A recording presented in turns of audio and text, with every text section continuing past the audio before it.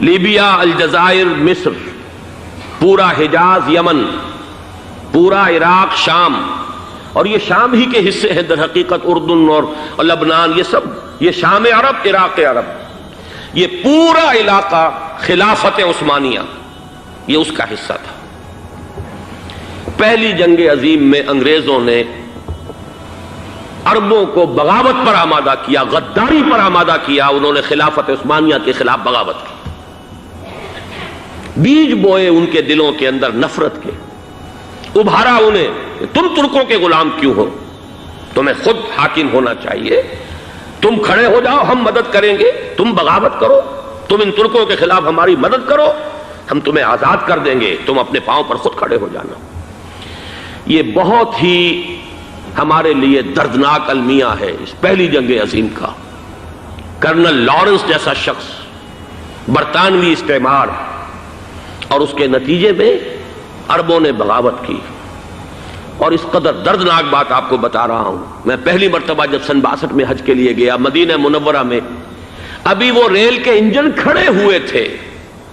یہ ترکی کے زمانے میں، سلطنت عثمانیہ کے زمانے میں بغداد سے مدینے تک ریلوے لائن تھی۔ یہ پورا ایک عالم سلطنت عثمانیہ، صرف سلطنت نہیں، خلافت عثمانیہ، پوری ٹرینیں جو ہے ترکوں کی اڑائی گئی، ہزاروں ترکوں کو شہید کیا گیا، یہاں تک کہ صحن حرم میں شہید کیے گئے سینکڑوں ترک۔ یہ جرم تھوڑے نہیں ہے، معمولی نہیں ہے۔ آج جس کی سزا مل رہی ہے معلوم ہونا چاہیے کہ وہ جرائم کون کون سے تھے۔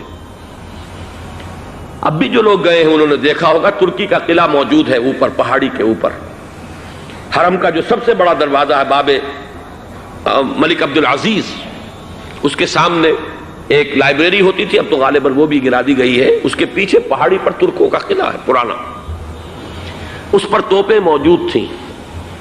جب بغاوت ہوئی ہے، جو حرم میں آئے ہوئے تھے ترک فوجی، ظاہر بات ہے نہتے، وہ تو نماز پڑھنے آئے ہوئے تھے، ان کو وہاں ذبح کیا گیا ہے، اور ترکوں نے اپنی توپیں استعمال نہیں کی کہ کہیں بیت اللہ کو کوئی گدن نہ پہنچ جائے۔ بہرحال یہ غداری ہوئی ہے پہلی جنگ عظیم کے دوران، اور نہ صرف ترکوں پہ عربوں نے کی ہے۔ جیسا کہ میں نے کہا تھا، دو ہیں سب سے بڑے مجرم روئے ارضی کے اوپر امت مسلمہ کے طبقات۔ ہمارا پنجابی سپاہی بھی جا کر انگریزوں کی مدد کر کے ایلن بی کو قبضہ جو لے کر دیا بغداد کا، اس میں ہمارے مسلمان پنجابی سپاہی بھی شامل تھے۔ یہ خون چکاں باب ہے ہماری تاریخ کا اس صدی کا۔ لیکن اس کے بعد سلطنت عثمانیہ کے ٹکڑے ہو گئے، چیتھڑے ہو گئے۔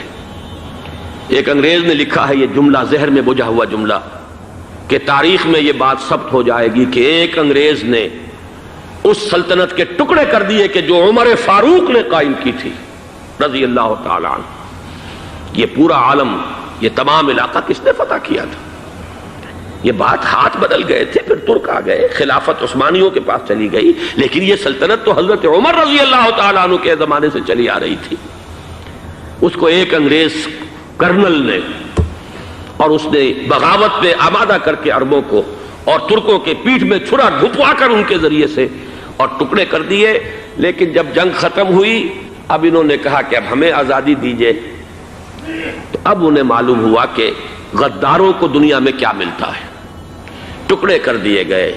یہ حصہ عراق یہ انگریز کے پاس رہے گا، شام کا یہ علاقہ یہ فرانسیسیوں کے پاس رہے گا، مصر پر انگریزوں کا تسلط رہے گا، لیبیا اطالویوں کے پاس رہے گا۔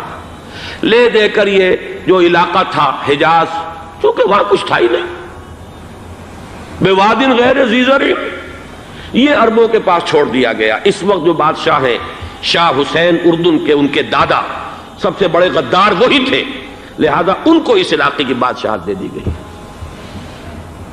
اس کے بعد نجد سے ایک تحریک اٹھی ہے، وہ سعودی جو خاندان ہے وہ نجد سے اٹھا ہے۔ نجد میں اس وقت کچھ بھی نہیں تھا، وہ تو صرف ریت کے تودے تھے اور کچھ بھی نہیں، لہذا ادھر کسی استعماری قوت کو دیکھنے کی ضرورت ہی نہیں تھی۔ وہ تو بعد میں تیل برآمد ہوا اور اس کی حیثیت ہو گئی، اور یہ امارات کا علاقہ جو ہے اس کی دنیا میں اب گویا کہ یوں سمجھیے کہ جو سب سے زیادہ اہم علاقے ہو سکتے ہیں روئے ارضی کے نقشے پر، ان میں سے ایک وہ ہو گیا۔